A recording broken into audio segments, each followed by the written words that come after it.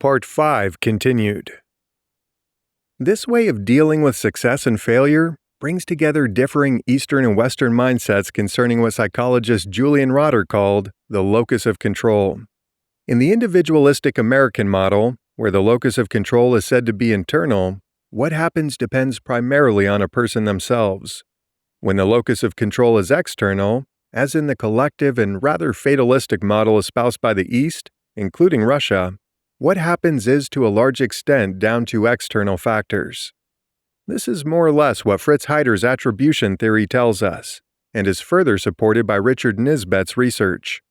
Nisbet took a number of American and Japanese individuals and gave them several seconds to look at images featuring a central object and a background.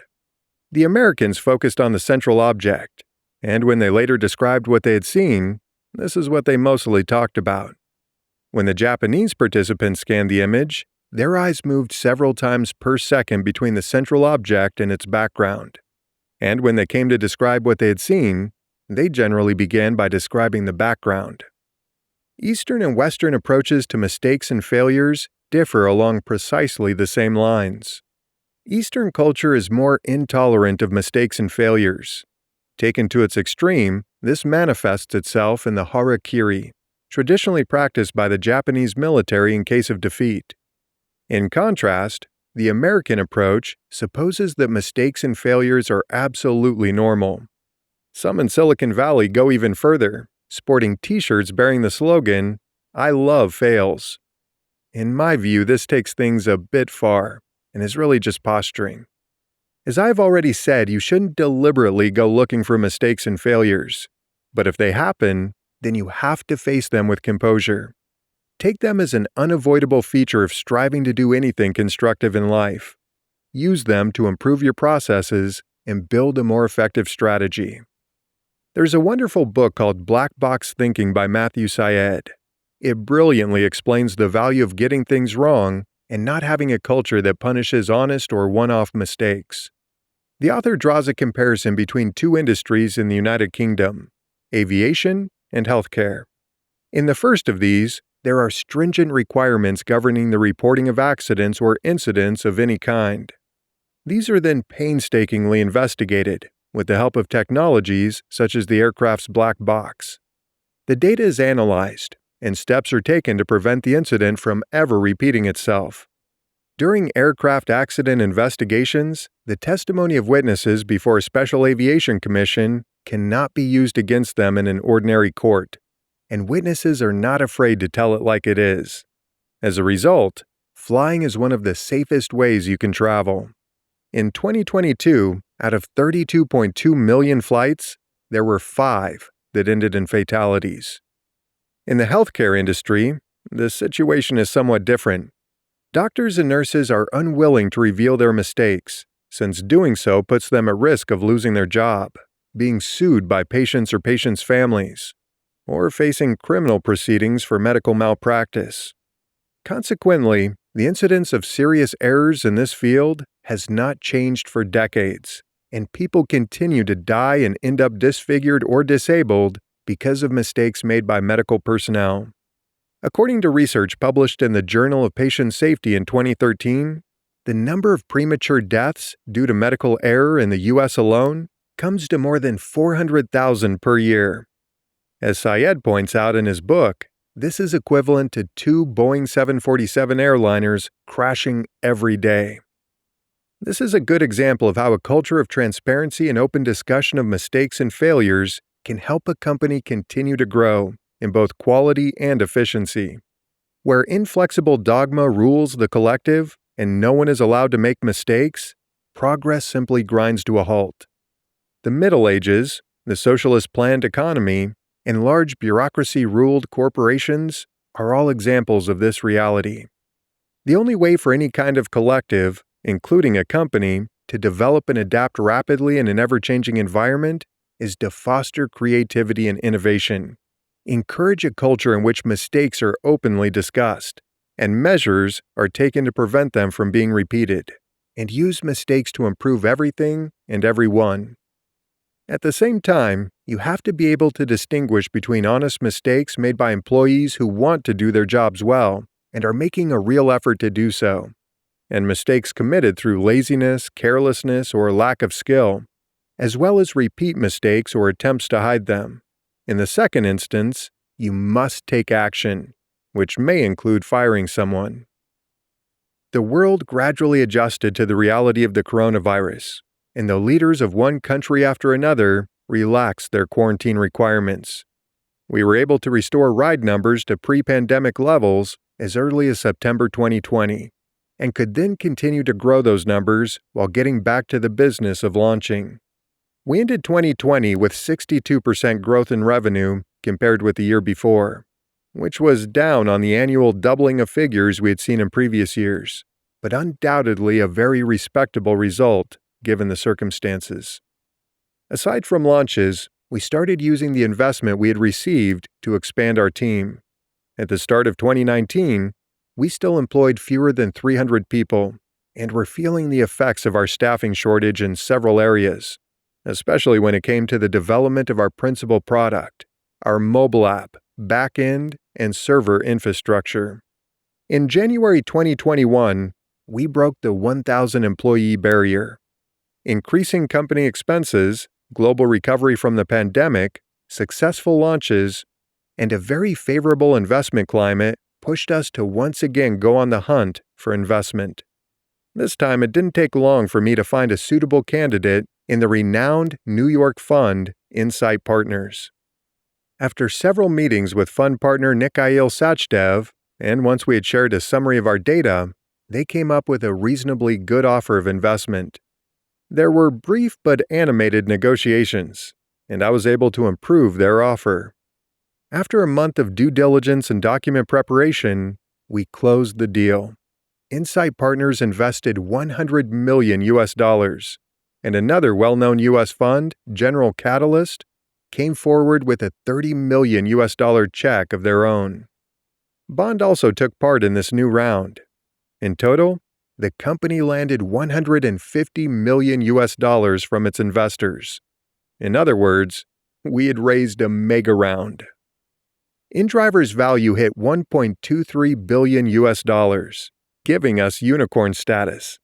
A unicorn being what they call a company with a market valuation over $1 billion in the internet industry. Once again, we decided to stick to the stealth approach and not go public with the news.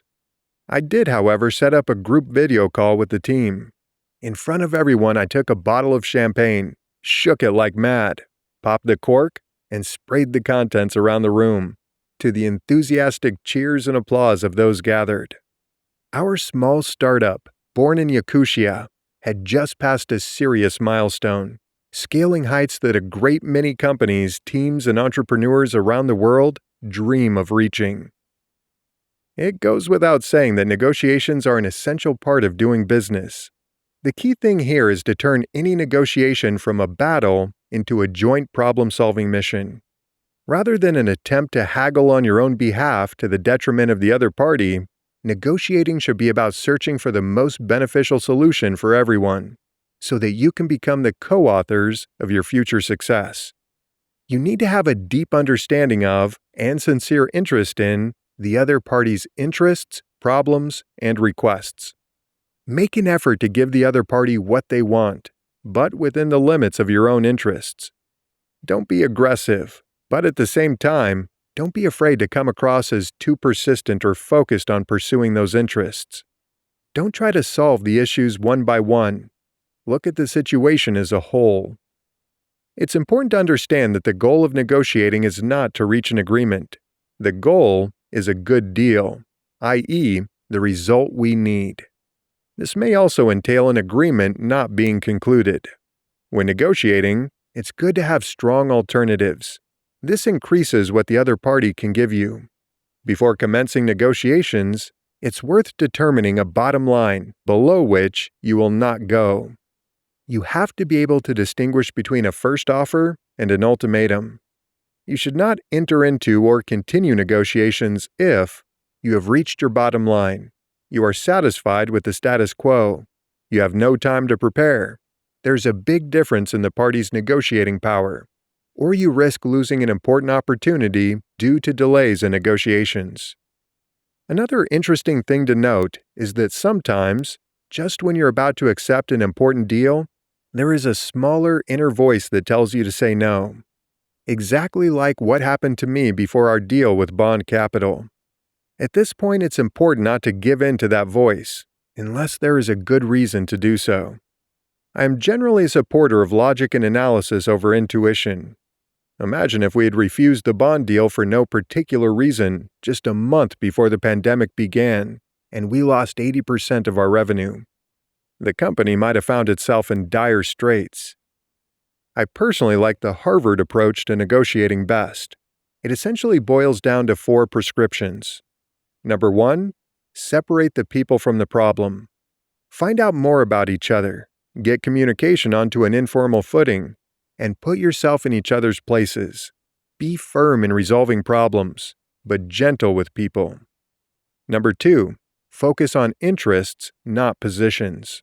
For example, 2 people are having an argument about whether or not to open the window, when one is worried about the draft and the other wants a bit of fresh air. In this case, opening the window or not opening it is a position. The interests involved are not wanting to catch a chill in the first instance, and wanting some fresh air in the second. You need to focus on interests rather than actions. Ask about the interests of the other party, and be open to talking about your own interests. Number 3, invent options for mutual gain. In the previous example, this might mean briefly ventilating the room, or opening the window in the room next door. Number 4, insist on using objective criteria. It must be clear to both parties how and by what measure they will assess the degree to which their interests have been met. The Harvard approach to negotiating is described in detail in Fisher and Urey's Getting to Yes, Negotiating Agreement Without Giving In. I'll end here by providing an example as to how you can use humor in tricky negotiations. In the mid-2000s, back in the days of Saka Internet, we signed a contract to develop a computerized system for one of the big organizations in Yakutsk. The system turned out to be more complex than we'd realized, and the customer's representative behaved in an extremely counterproductive manner, finding fault with every detail, and insisting that everything be redone again and again. As a result, we missed our deadline by a mile, and a crunch meeting was scheduled with the organization's management. I took our CTO Edek Petrov along to the meeting. When we entered the room, the representatives of the other side were already at the table waiting for us, and I could tell immediately from their stony faces how tense and electrified the situation was. The meeting began with them immediately launching accusation after accusation against us, and not in a friendly way. I should point out that back then, Edek was every inch the stereotypical IT geek. An eccentric introvert, immersed in his own thoughts, and not always paying attention to things around him. While our clients let fly with their criticisms, Edek surprised everyone by standing up and proceeding to pace around at our backs, clutching his head and thinking intently. With his tousled hair, wild eyes, and creased shirt partially tucked into his trousers, he made quite an impression all around. Our clients were taken aback. Trying to reassure them, I told them not to pay any attention. Edek sat back down in his seat. It may not have been immediately obvious, but the atmosphere of the meeting had in fact changed significantly. The client's representatives continued to criticize, but not so fiercely or so confidently. At this point, Edek lowered his forehead to the table and began quietly but audibly to knock it against the tabletop. I suppose this helped him think better and cope with the anxiety. The client's jaws dropped. So I said, "You see what extraordinary individuals and technical geniuses are developing your system for you? Almost everyone in our team is like this. All the problems we're seeing have objective causes and can be solved. Just give us a little more time, and everything will be fine." The clients laughed, and not a trace of aggression or tension remained. We were given the time we needed. The client's representative stopped finding fault at every turn, and was notably nicer to us, and we successfully completed and delivered the system. Once we had our investment, we increased hiring rates. In 2021, the company took on more than 700 new employees, transforming in a very short time from a small company to practically a corporation with a staff of 1,700 people. There were several reasons for wanting to get more people on board so quickly. The first, as I've already mentioned, was that we'd been struggling for some time with a staffing shortage, which we were now able to rectify. We recruited large numbers of programmers, product engineers, and office employees in key countries where the company was operating. Another reason was that the company's business was expanding rapidly, while we were still relying on clunky, non-automated processes, and hiring employees was the easiest way to plug the holes. Finally, we had decided to branch out of our traditional sphere into services similar to ride-hailing, such as intercity, freight, and courier services, as well as venturing into areas that were completely new to us. To do so, we needed employees. By this point, we had already exhausted every hiring opportunity in Yakutsk, so we switched our attention to Moscow. We opened a big and beautiful office in a prestigious business center in the Russian capital. It was a wonderful, welcoming space. Talented specialists from large Russian internet companies like Yandex, VK, and Avito started coming to us of their own accord. A number of new C-level and VP-level executives joined us around that time, including CFO Dmitry Sedov from Goldman Sachs, CMO Evgenia Matrosova from Yandex, VP of Mobility Daniil Petin from Didi, and other top-quality senior managers and professionals. On the whole, we kept the core team Russian-speaking, taking advantage of the fact that Russia is full of brilliant IT specialists, especially developers, while salary levels are often lower than what most foreign IT hubs are offering. I decided I would make the team more international in stages, as the company's revenue and access to external resources grew. The hiring process became especially intense after September 2021, when, over 6 months after the fact, we finally told Forbes Russia about the investment from Insight and InDriver's graduation to unicorn status at the beginning of the year. Up until this moment, the Moscow IT crowd had been skeptical of us, if they had heard of us at all. In their minds, we were just a provincial company developing a small business in the taxi industry. All of a sudden, they were looking at a world-class global enterprise with $1 billion valuation and investors in the global top 20. Muscovites suddenly saw InDriver as a prestigious place to work, and this dramatically increased the flow of candidates to our door. Overall, 2021 was a very successful year for the company. Our revenue more than doubled compared to 2020, going up by 120%. During the Forbes Russia interview, their journalists asked me offhandedly about my current share in the company. Afterwards, they did some simple calculations based on the company's investment valuation and were able to determine that my shareholding was nominally worth more than $500 million. They called me in person to heartily congratulate me for making it onto the Russian version of the Forbes list, and to let me know that I would be featured in the spring issue of the magazine, when its famous annual ranking of the richest Russians is published. Rather than being pleased at the news, all I felt was extreme aversion and the sensation of having just developed a terrible toothache. The Russian Forbes list has long been viewed as toxic, both within the country and outside it. On the one hand, it is used by corrupt security officials to determine who they might target in the hope of extracting something for themselves. On the other, Western countries refer to it when imposing sanctions. Getting onto it has become something of a curse. Such is the strange and unhealthy situation that has developed in the country. I even made several attempts to persuade the editors not to include me.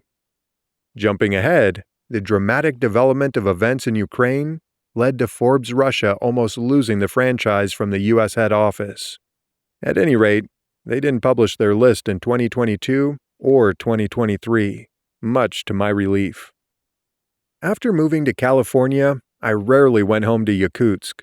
The possibility was complicated by COVID-19 restrictions, and the fact that it was difficult for me to leave my daughters alone for any length of time in a country that was still new to us.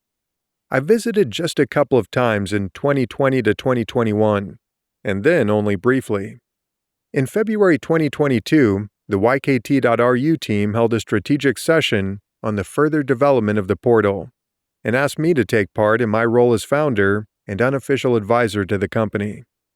I flew out to Yakutsk and the next day traveled to attend the session, which was being held in a country complex surrounded by beautiful, snow-covered forest. Toward lunch, there was a short pause in discussions, and I hopped onto one of the Russian news sites. I couldn't believe my eyes. I remember reading with horror about how, at dawn Kiev time, the Russian army had launched missile attacks on major cities in Ukraine and begun an invasion of its territory. For several months, the situation on the border between Russia and Ukraine had been tense, while politicians escalated the situation with their increasingly aggressive rhetoric. All the same, it was very difficult, if not impossible, to believe that Putin had resolved to embark on such a senseless gamble. It was incomprehensible how such a cold-blooded, cynical, and calculating politician could make such an obvious error, one that would do colossal damage to the country, its interests, and its reputation. It was obvious that Ukrainians would resist fiercely, and that this was the beginning of a long war and a lot of grief. In my view, the Russian authorities had made another strategic mistake long before that by building a country with a backward, inefficient, and authoritarian system with a high level of corruption. A system like this can exist only on the back of massive raw materials revenues and is an anathema in today's world, leading to brain drain and negative selection within the government and major companies. To find the last great Russian success, you have to go back more than 60 years to 1961, to Gagarin's Soviet-era spaceflight.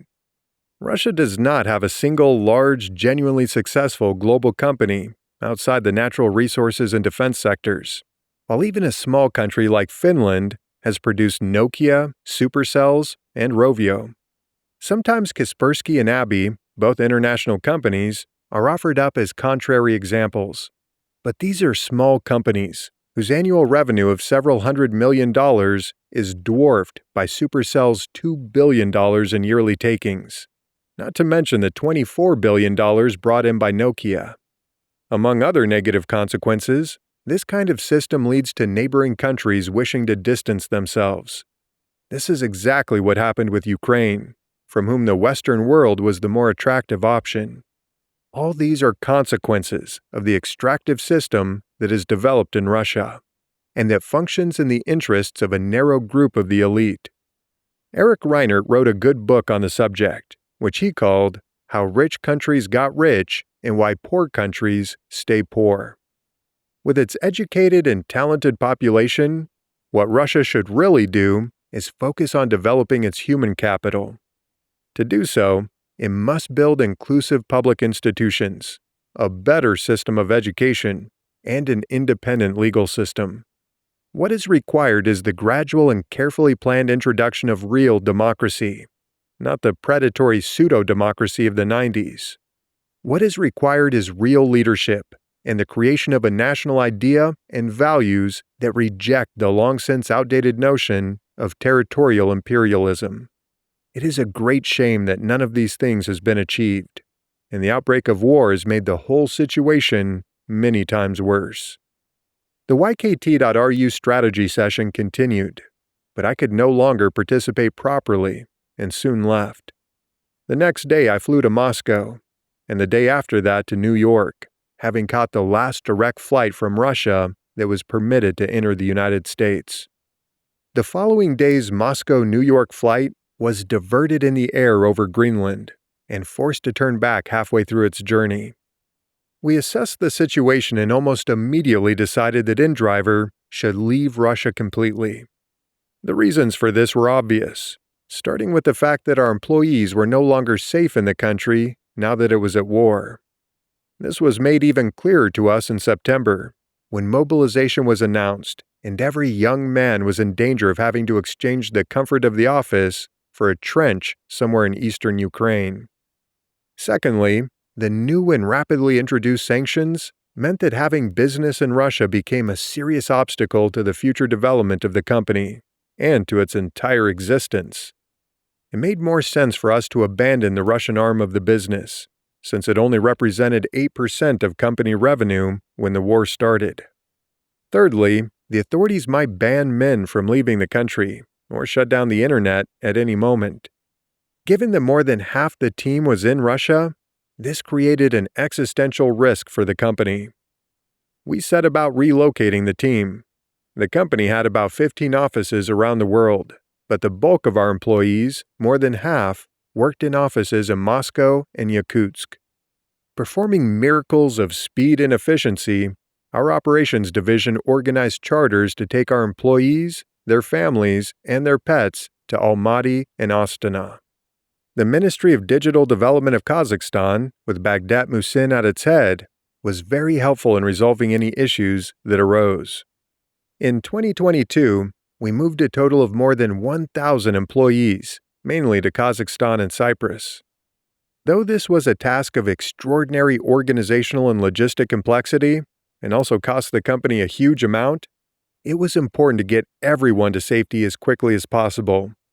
We also immediately allocated $100,000 in humanitarian aid to refugees, $50,000 from the company, and $50,000 from personal funds.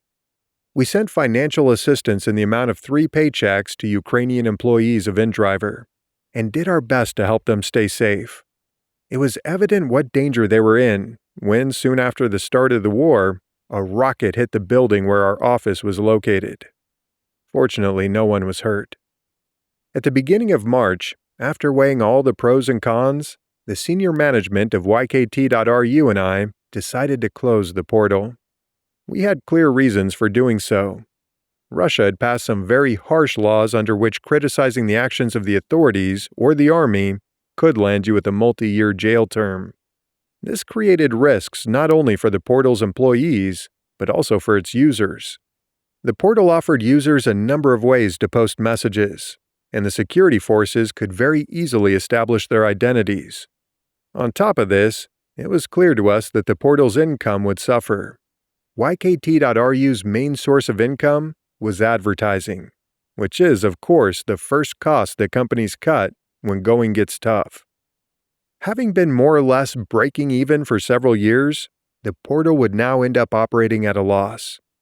I was far away in the U.S., and with sanctions in place, it would be very difficult for me to transfer funds to support the work of the editorial office. Plus, this could lead to additional charges against YKT.RU for being financed from a country classed as an ideological enemy, with all the ensuing consequences, including closure and criminal cases against employees. It was better to close the portal now, transferring some of its employees to InDriver, and releasing the rest with normal severance pay. I paid the veterans of the team extra from out of my own pocket. Another important factor was that the newsroom would have to suppress the truth about what was happening, or even lie. Moderators would have to race around the entire portal, erasing any posts from users about the war. Considering the glorious history of the portal and the culture at Senet, all this would be simply shameful. Yandex was widely shamed for similar behavior when it later suppressed news of the war on its services, and threw up tourist photographs and search results for the word Bucha. There was no way we could accept this. As the founder and ideological leader for the project, I put in a group call to YKT.RU employees, spoke about the current situation, and announced the closure of the portal. I remember how everyone sat in dejected silence, how on leaving the video call, I opened up the main page of the portal. A few minutes later, I knew it had already been replaced by a notice announcing the closure, but I couldn't bring myself to click on the browser refresh button. It dawned on me that I was seeing my favorite site for the last time after 20 years of devotion, and the tears flowed down my cheeks. The combination of the war, the relocation crisis, and the closure of YKT.RU really knocked me sideways. It was like being on firm ground with a clear road ahead 1 minute, only to find yourself in a shifting swamp surrounded by fog the next. Among other things, I realized just how much the development of Yakutia had mattered to me. It had been a huge source of meaning and inner strength. The realization that, as an American entrepreneur, I wouldn't be able to do anything significant there for years, maybe even decades, left me feeling empty and adrift. I even entertained the thought of leaving the company after our IPO, which was by then not too far away. This lasted exactly 2 months. Late on the evening of April 23, 2022, I was once again pondering a course of action when I experienced one of the most important insights of my life. The story of InDriver began on a day when taxi companies acted like a cartel and hiked their prices, using the cold weather as an excuse to extract more money from the residents of Yakutsk. This dishonest and unjust action prompted Sasha Pavlov to form the Independent Drivers Group on social media, a stand against injustice in which he was powerfully supported by tens of thousands of ordinary citizens. From the very inception of the InDriver prototype, since the first day of its existence, the company and its team have been standing up to injustice. We are the development team that dares to challenge injustice. This is the true, overarching mission of our company. This revelation left me so stunned that I lay awake all night just thinking about it.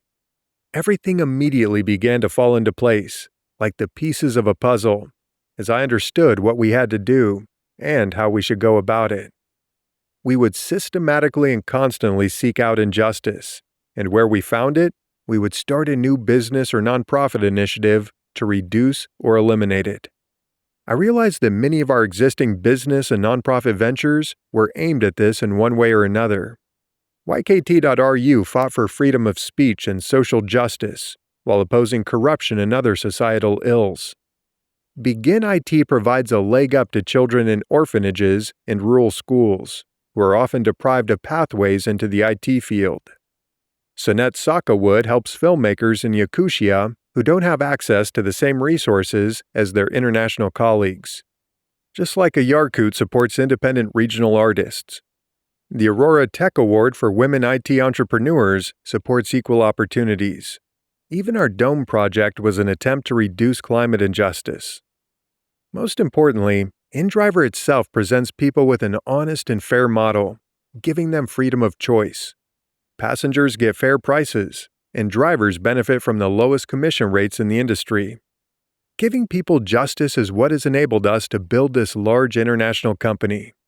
At the end of the day, if the service you are offering gives people something of fundamental value to their lives, they really feel it. Because of that, they support you, use your service, and tell others about it too. This was something we needed to focus on a lot more. The mission that had to be the starting point for every new business we launched. As the company and I grew in resources, we should be launching hard-hitting nonprofit initiatives in a whole variety of spheres. Talented children can't get a quality education? We'd give them the opportunity through our network of free universities and schools. The Nobel Prize only goes to scientists from a handful of wealthy countries? We'd create our own award and make it super prestigious over the next 10 to 20 years. Oscars only get awarded to a closed circle of individuals associated with leading film studios? We'd create our own awesome film award for independent filmmakers with limited resources. And so it went on. This vision was so inspiring and so fantastic, unlike any other way of doing business, that I decided to see what other people would think about it. The first person I wrote to was our COO, Igor Fedorov. I still have that message in my Telegram archive for the morning of April 24th. I've had a wild idea about the future of the company we need to discuss. It certainly seemed wild to me. Igor and others I spoke to were surprised by what was, after all, a very unusual and unfamiliar idea. But they reckoned it was both inspiring and workable. Their reaction encouraged me, and I was so energized by this newfound vision that my disjointed state immediately righted itself.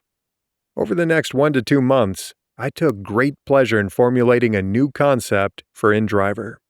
It would be based on what I called our new super mission, challenging injustice.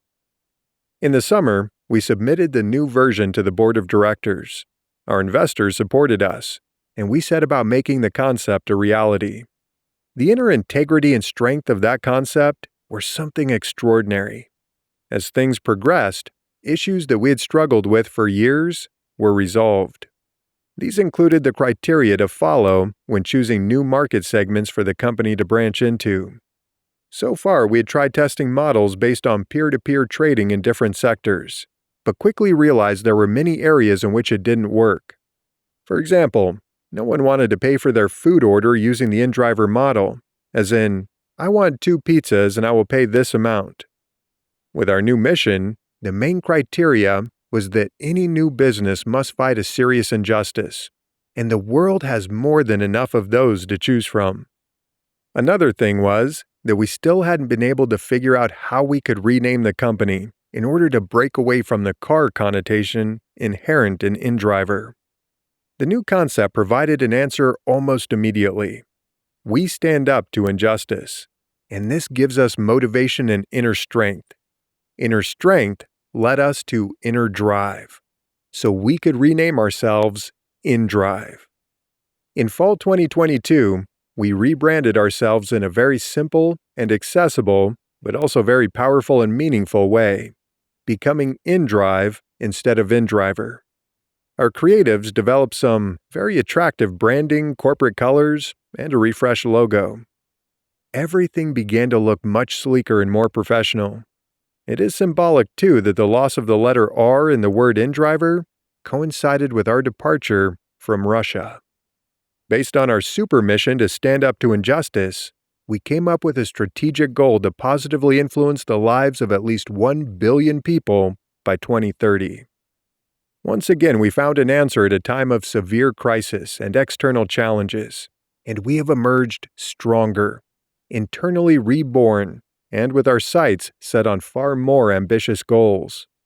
By giving people something of fundamental value to their lives, as we do at InDrive, we will continue to experience the same powerful organic growth. This is how we will become a company that remains financially efficient and achieves sky-high market valuations, while positively impacting the lives of hundreds of millions, perhaps even billions of people. In 2022, in spite of the war and relocation, we continue to develop the company. Our annual revenue almost doubled, growing by 88% on the previous year. By the end of the year, InDrive was the second-placed ride-hailing company globally in terms of mobile app downloads from the Play Market and App Store. This put us ahead of almost all our major rivals, most of which had the benefit of up to 10 times more investment than InDrive. The only company ahead of us was Uber, which had raised a whopping $24 billion from investors in the lead-up to its IPO in 2017. In other words, we were successfully competing with a giant that had raised 103 times more investment than us. We took on almost 1,000 new employees, bringing the company's workforce close to 3,000 people. At this point, the problems with internal processes and communications that we had started seeing during the company's 2021 to 2022 growth spurt intensified. The fact is, we'd become a major company while still using the processes of a medium-sized startup. This led to bottleneck effects and slowdowns in multiple areas simultaneously. It became clear that 200 to 500 employees and 1,000 to 3,000 employees are 2 completely different stories, and we needed to get to work on our organizational design and develop more efficient and systematic processes. A large company has to be fast and powerful, a killer whale, not a slow and sleepy Greenland shark. Large companies keep themselves in good shape by dividing large teams into small ones, carrying out performance reviews, measuring performance against benchmarks, engaging in constant communication through dedicated channels, encouraging a feedback culture, using systemic material motivation in the form of grades, bonuses, and vestings, and in many other ways besides. At the same time, if we build everything exclusively around methods, rules, and regulations, we find that the rapidly changing outside world quickly renders our rules obsolete, our company ineffective, and our employees lacking in initiative. These things must be accompanied by a strong sense of meaning, powerful goals and values, and the development of independence and common sense. Well-established processes combine with an ideological and value-based foundation to create an engine for company growth, effective work, and team motivation. Our high degree of centralization and insufficiently diverse executive team presents another challenge for the company. Although by this point more than half our employees aren't Russian-speaking, this is not the case among our top management. This is a consequence of our lack of resources and highly centralized structure in previous years, when the company couldn't afford to make expensive international hires and was focusing on the rapid rollout of a single primary service.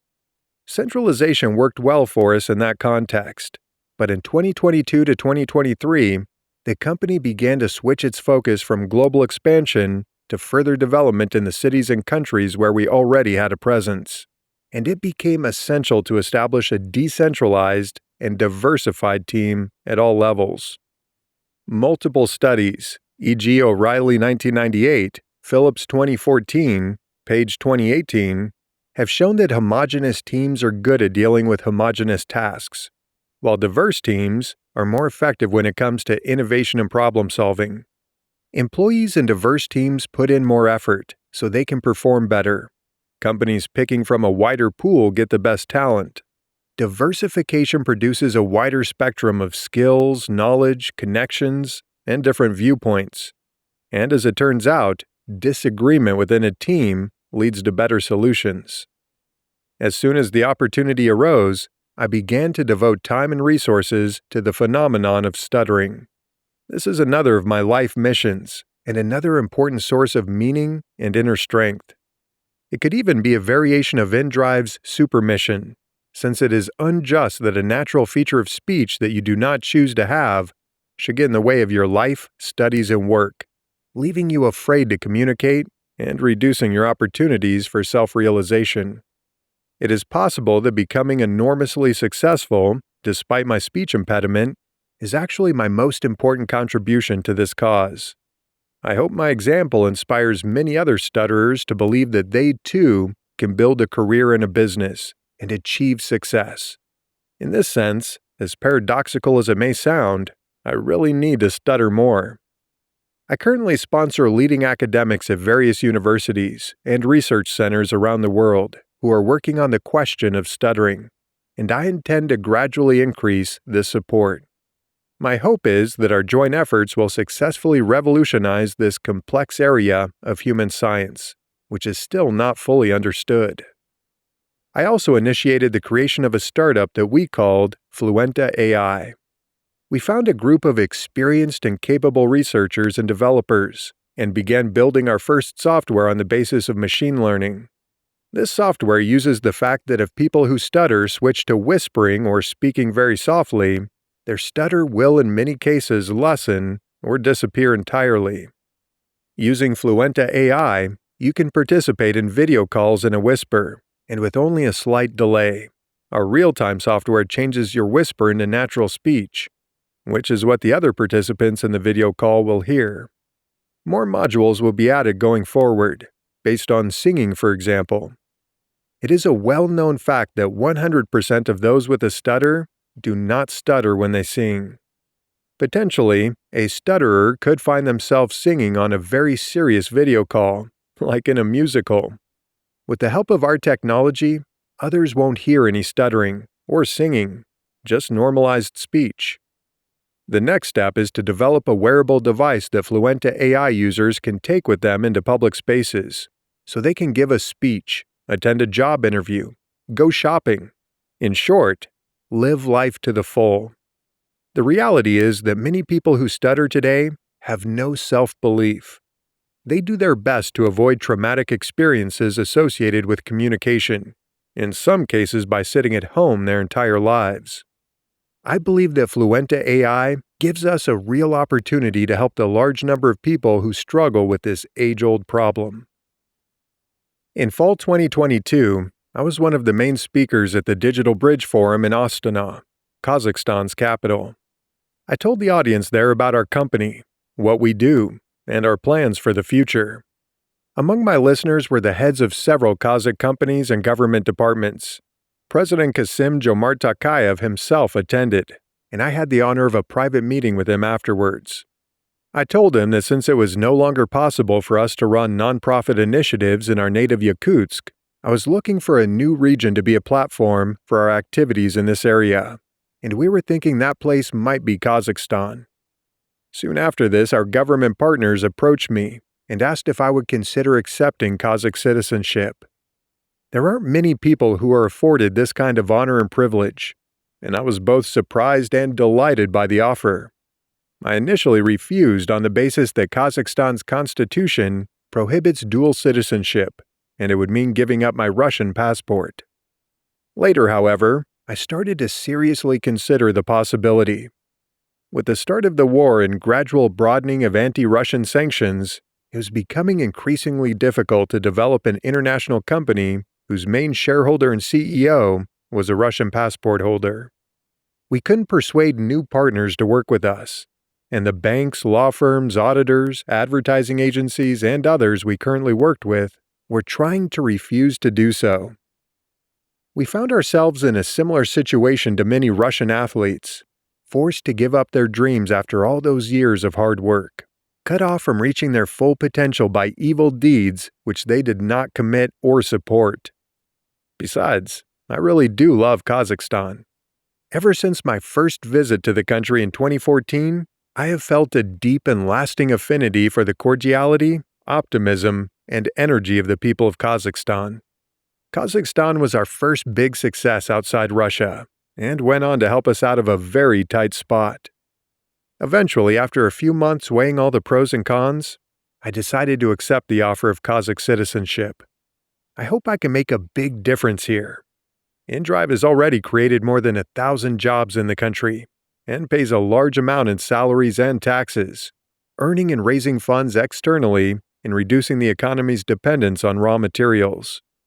We have been conducting nonprofit development projects in Kazakhstan since 2016, and we are gradually increasing the scale of these activities. Many of our new global initiatives in education, IT, art, and sports are beginning their lives in Kazakhstan, and will have their decision-making centers here, so they will effectively be Kazakh projects. This will both improve the lives of people in the region and contribute to the growth of ethical leadership and Kazakhstan's reputation on the global stage. That said, I will forever remain a native of Yakutia, a Saka by nationality, and I will continue to do everything I can to develop my homeland and improve life in the region. After all, it isn't your passport that makes you a patriotic son of your motherland, but your actions. I am confident that both Kazakhstan and Yakutia will benefit from this decision. In life, we fall into the trap of goals again and again. We set goals for the year ahead, for the next 2, 3, 5 years, or beyond, and they begin to take hold of us. Bit by bit, they possess us and begin to dictate how we feel and what we do. They manipulate our lives, sowing anxiety and weakness rather than strength, which is what you might expect. You begin to value positive events less, devaluing them in relation to goals. You exaggerate failures, magnifying them through the distorted prism of the ideal path toward your goal. Despite writing a whole book about it, I too fell into this trap. If this happens to you, take time to stop and remember the importance of the journey itself.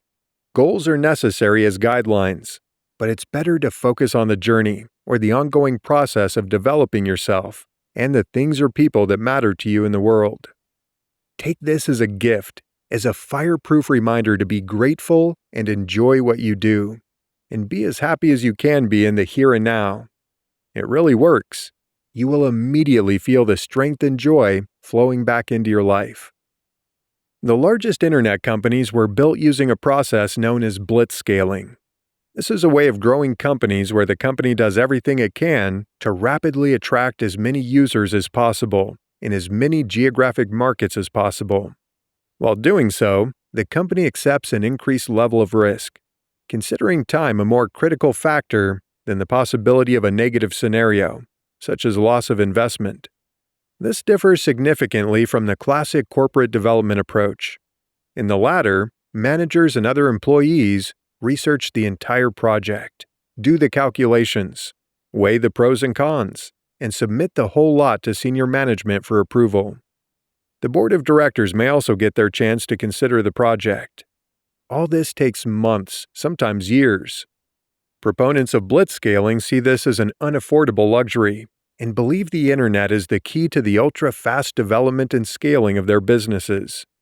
In their view, potential losses due to the unsuccessful development of new projects do less harm to a company than losing momentum and losing markets to competitors who are quicker off the mark. Blitzscaling comes in several different forms, as exemplified in the various features of its biggest success stories. Let's look at some examples. External organic growth, typified by companies like Facebook, WhatsApp, Telegram, and LinkedIn. These companies design products with built-in viral mechanics that enable them to independently attract new users, without requiring large investment in advertising or staff. WhatsApp gained hundreds of millions of users with a team of just 30 to 40 people and relatively little outside investment. Internal organic growth. This is Gmail, YouTube, and Instagram. Services of this type are developed as part of the ecosystem of a larger company, which provides them with free or conditional free access to its users. Very cool product, such as Apple, OpenAI, Canva, and Shopify. Companies of this type are able to create products that are so cool and bring so much benefit to their users, often accompanied by an attractive image, that their main marketing channel is simply word of mouth. Classic resource blitzscaling. A company creates an ideal product with a high product market fit, has almost unlimited access to capital, has high risk tolerance, and can take massive losses, and quickly begins to disrupt the markets. For example, Uber, Airbnb, Amazon, and Alibaba. Building a large company through blitzscaling isn't easy. Thousands upon thousands of companies with talented, strong, and motivated teams work tirelessly to try to find a quick way to scale their business. The ratio of truly stellar internet companies to those trying to break into their ranks must be 1 to tens of thousands. What should an entrepreneur starting his or her own company do under these conditions, especially if he or she was not born into a wealthy family in a developed country, was not educated at a university like Harvard or MIT, and does not have access to investors, networking opportunities, and other resources necessary for the development of a company? What if, like me, when I first started developing InDriver, you live in a remote region, are a sociophobe with a speech disorder, and don't speak great English? Here we need to take a step back and talk about the foundations of modern capitalism. Originating in the Renaissance period among the merchants of northern Italy and Holland, capitalism grew stronger during the First Industrial Revolution in Western Europe in the late 18th and early 19th centuries, before coming into full swing during the 20th century era of mass production. In the same century, capitalism faced its first truly serious challenge in the form of collectivist ideologies, such as communism. Perhaps as a defensive reaction to the latter, the doctrines of such figures as Russian-American writer Ayn Rand and American economist Milton Friedman emerged and gained popularity. In a nutshell, their ideology says that every individual and company should be responsible only for themselves, and not worry about what happens to other people or to society. In the case of companies, their principal social responsibility is to make money and provide profit for their shareholders. This is a very individualistic approach. Where does freedom end and selfishness begin?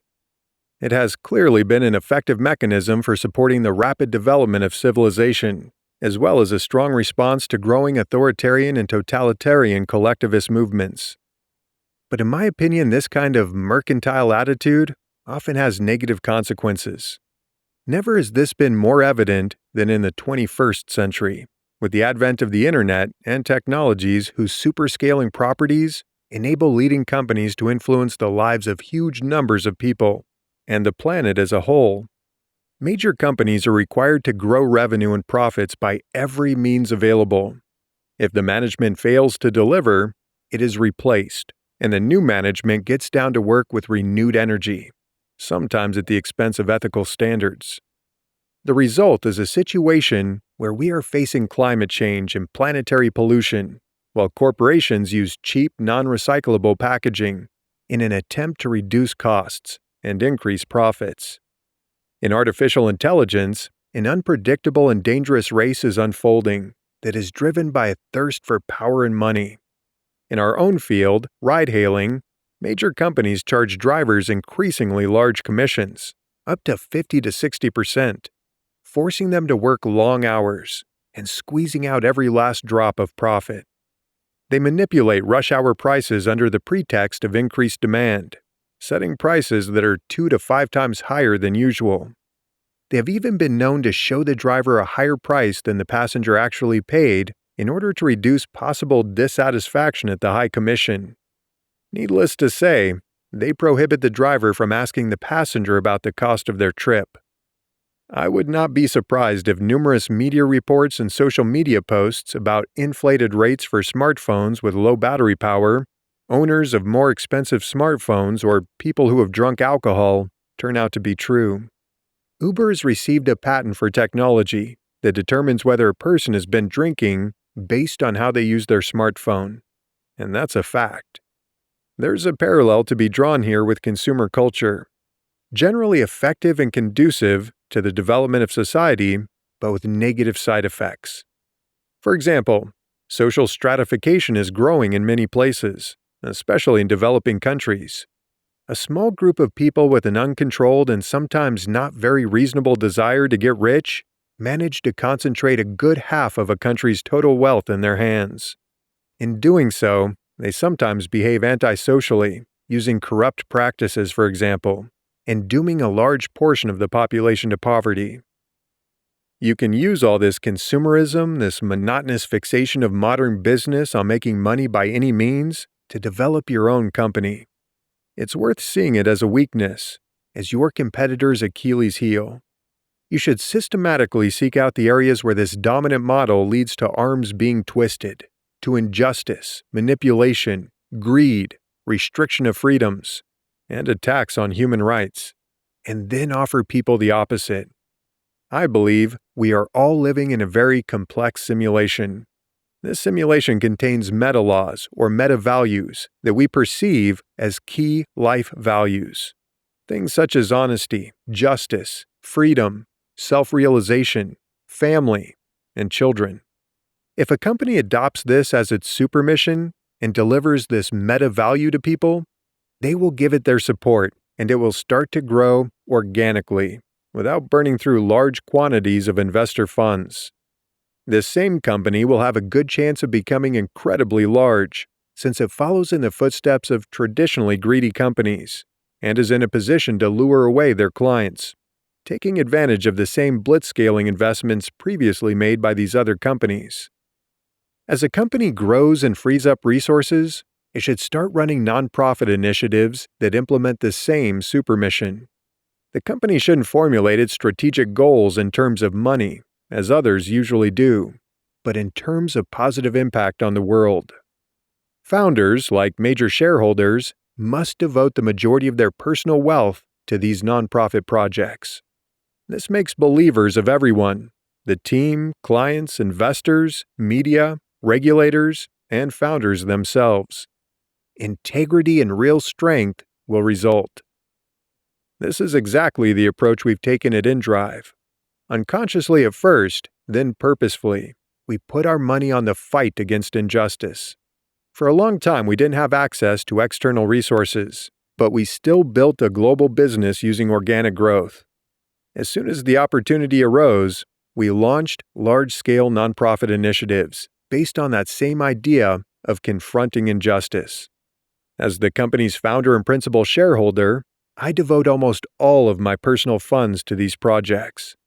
As I set about gradually selling my shares for millions of dollars, I direct almost all of these funds to our global nonprofit initiatives, which we call InVision.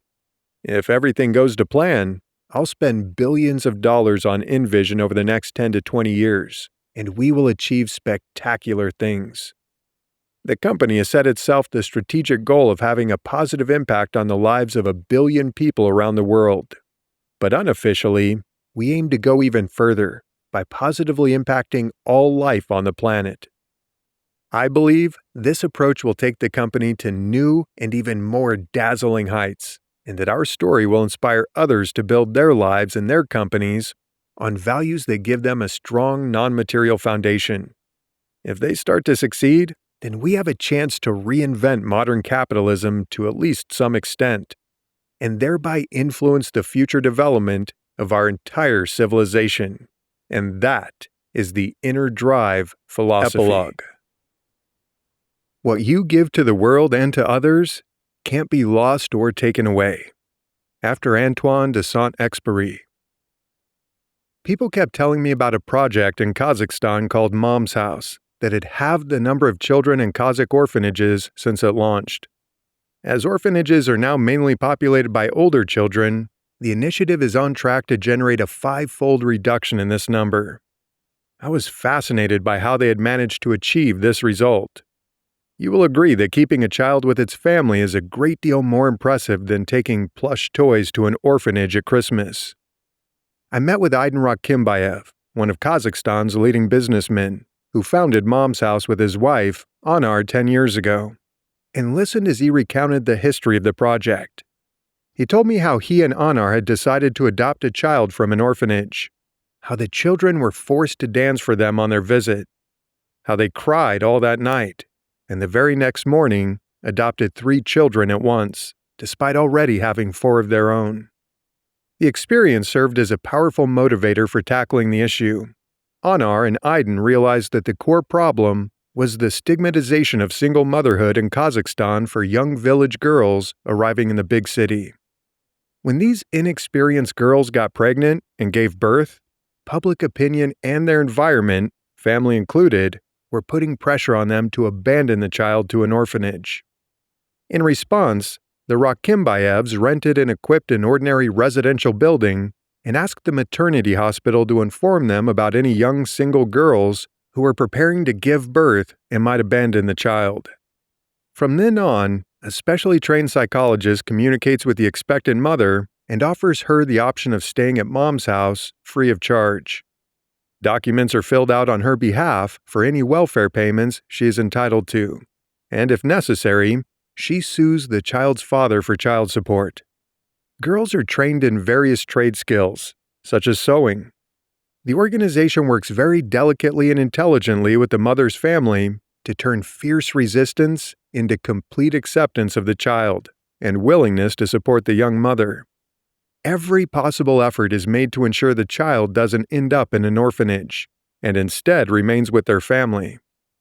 It's interesting to note that once a mother spends a day or two with her newborn, nothing can separate them. The Rakhimbayevs and their team have replicated this approach in Mom's House in major cities throughout the country over the course of 10 years. Wide-ranging work to raise awareness among girls and expectant mothers is carried out through school visits, TV appearances, and social media posts. Aydin and Anar personally sponsor the charity's work, and other Kazakh entrepreneurs and philanthropists are also actively involved.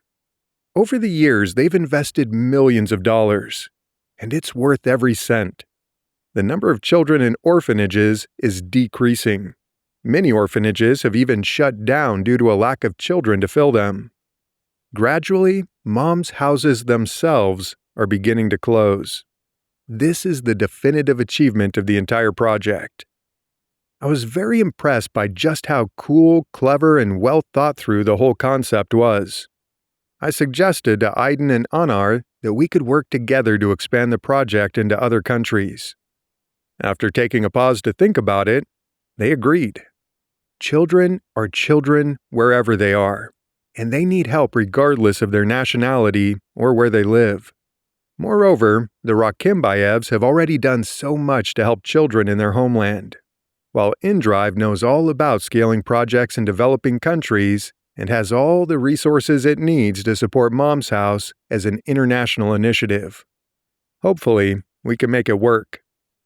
At one point, I was invited to visit a Mom's House in Almaty, where I had the honor of performing the Tusao Queso, cutting the ropes that had been tied around the legs of 2 children. This is one of the most important and heartwarming rituals in Kazakh culture, symbolically setting the child on a bright and easy path through life. I chatted warmly with the mothers living in the house and the team working on the project. It was raining in Almaty when I got my ride back to the hotel. Through the raindrops streaming down the window, I looked at the cars, trees, buildings, and people passing by. From time to time, rays of sunlight broke through the clouds. A song from my childhood came on the driver's radio, and I suddenly experienced a feeling of great happiness and real emotional catharsis. Happiness, because over the years I've earned the opportunity to help good people with cool projects like this one, and because we can now help increase the scope of their activities many times over. It was one of the most powerful and emotional moments I've had in a long time. There's something very real in this, maybe even the essence and foundation of life.